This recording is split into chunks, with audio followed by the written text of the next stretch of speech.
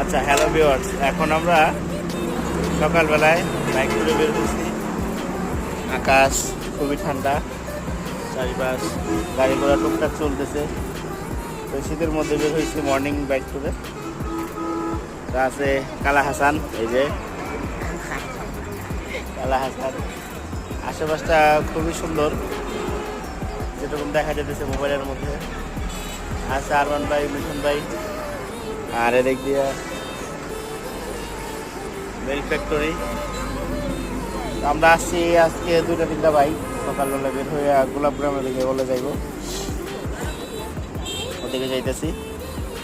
সকাল সকাল bike ride করার ফিলিংস আলাদা, যার কারণে বের হওয়া।